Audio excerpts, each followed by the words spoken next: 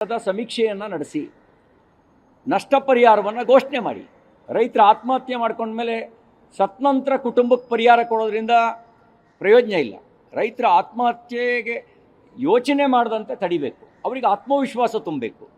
ಅವರಿಗೆ ಆತ್ಮವಿಶ್ವಾಸ ತುಂಬಬೇಕು ಅಂತ ಹೇಳಿದ್ರೆ ನೀವೀಗ ಬೆಳೆ ನಷ್ಟದ ಸಮೀಕ್ಷೆಯನ್ನು ನಡೆಸಿ ವೈಜ್ಞಾನಿಕ ಮಾದರಿಯಲ್ಲಿ ಬೆಳೆ ನಷ್ಟದ ಘೋಷಣೆ ಮಾಡಿ ನೀವು, ಅಥವಾ ಹೊಸ ಬೆಳೆ ಸಾಲ ಕೊಡ್ತೀವಿ ಅದನ್ನು ಘೋಷಣೆ ಮಾಡಿ, ಸಾಲ ಮನ್ನಾ ಮಾಡ್ತೀವಿ ಆ ಘೋಷಣೆ ಮಾಡಿ. ಆ ಘೋಷಣೆ ಮಾಡುವಂಥ ಕೆಲಸವನ್ನು ತಕ್ಷಣ ಮಾಡಬೇಕು ಅನ್ನೋದು ನಮ್ಮ ಆಗ್ರಹ ಇದೆ. ಇಲ್ಲದೇ ಇದ್ದರೆ ಹತಾಶೆಗೊಂಡಂಥ ರೈತ ದುಡುಕಿನ ನಿರ್ಧಾರ ತೆಗೆದುಕೊಳ್ಳೋದಕ್ಕೆ ಅವಕಾಶ ಆಗಬಾರ್ದು. ಅದಕ್ಕಾಗಿ ತಕ್ಷಣ ಕ್ರಮ ಕೈಗೊಳ್ಳಬೇಕು.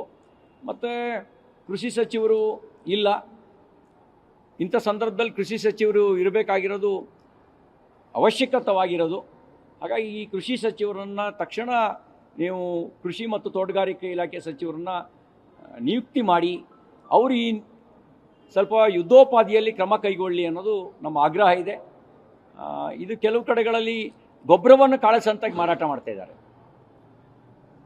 ಒಂದೊಂದು ಯೂರಿಯಾ ಚೀಲ 200-300 ರೂಪಾಯಿ ಹೆಚ್ಚಿಗೆ ಕೊಟ್ಟು ಕೊಳ್ಳಬೇಕಾದಂಥ ಪರಿಸ್ಥಿತಿ ಕೆಲವು ಭಾಗದಲ್ಲಿದೆ ಅಂತ ರೈತರು ದೂರು ಸಲ್ಲಿಸಿದರು.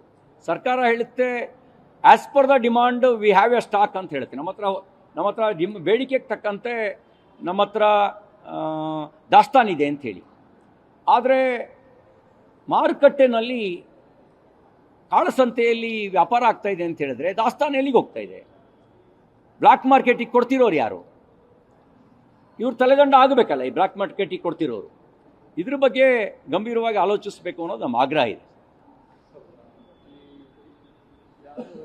ಸಂಬಂಧಪಟ್ಟಂತೆ ಪರಿಹಾರವನ್ನು ಅಥವಾ ಇನ್ಶೂರೆನ್ಸ್ ಮಾಡಿಸಿರ್ತಕ್ಕಂಥ ರೈತರುಗಳಿಗೆ ಸಿಗ್ತಾ ಇಲ್ಲ. ನಮಗೆ ಸಂಬಂಧದಲ್ಲೂ ಕೂಡ ಹಿಂದೆಲ್ಲ ಚರ್ಚೆ ಆಗ್ತಾ ಇದೆ.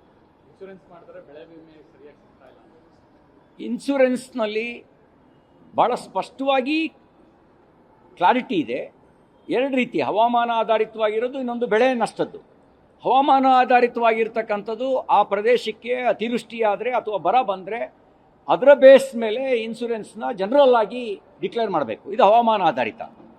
ಇನ್ನೊಂದು ಕ್ರಾಪ್ ಲಾಸ್ ಇನ್ಶೂರೆನ್ಸು, ಅದು ಇಂಡಿವಿಜುವಲ್ ಆಗಿ ಡಿಸೈಡ್ ಮಾಡಿ ಡಿಕ್ಲೇರ್ ಮಾಡಬೇಕು. ಎಲ್ಲಿ ಬೆಳೆ ನಷ್ಟ ಆಗಿದೆ, ಯಾವ ಕಾರಣಕ್ಕಾಗಿದೆ ಅಂಥೇಳಿ. ಇಲ್ಲಿ ಸರ್ಕಾರದ ಮಧ್ಯಪ್ರವೇಶದ ಅವಶ್ಯಕತೆ ಇದೆ.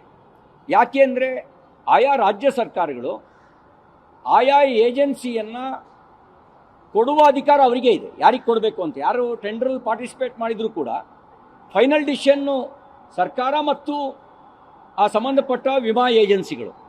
ಹಾಗಾಗಿ ಸರ್ಕಾರ ಮಧ್ಯಪ್ರವೇಶ ಮಾಡಿ ನಷ್ಟಕ್ಕೊಳಗಾಗಿರ್ತಕ್ಕಂಥ ರೈತರಿಗೆ ಪರಿಹಾರ ತುಂಬಿಸೋದಕ್ಕೋಸ್ಕರನೇ ಆ ಇನ್ಶೂರೆನ್ಸ್ ಯೋಜನೆ ಇರೋದು. ನಷ್ಟಕ್ಕೊಳಗಾದರೂ ಪರಿಹಾರ ಇಲ್ಲ ಅಂತ ಹೇಳಿದ್ರೆ ಏನು ಇನ್ಶೂರೆನ್ಸ್ ಕಂಪ್ನಿ ಉದ್ಧಾರ ಮಾಡೋಕ್ಕೆ ರೈತರು ವಂತಿಗೆ ಕಟ್ಟಬೇಕಾಗಿರೋದು. ಹಾಗಾಗಿ ಈ ಸಂದರ್ಭದಲ್ಲಿ ಸರ್ಕಾರ ಮಧ್ಯಪ್ರವೇಶ ಮಾಡಬೇಕು ಅನ್ನೋದು ನನ್ನ ಆಗ್ರಹ ಇದೆ.